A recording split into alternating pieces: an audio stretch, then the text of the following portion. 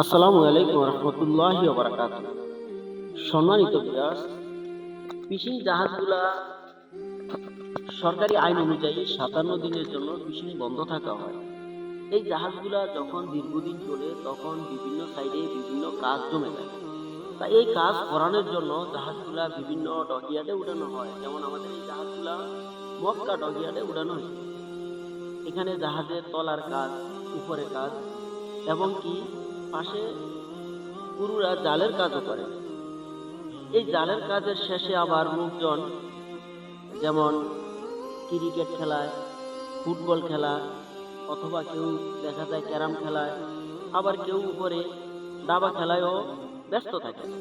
তারা এত কাজ করেন, এত ব্যস্ত থাকেন, তবুও তাদের মুখে কোনো কাজের কোনো চাপ নাই, কোনো ব্যস্ততার কোনো চাপ নাই। সবসময় তারা হাসি খুশি জীবন যাপন করতে ভালোবাসে।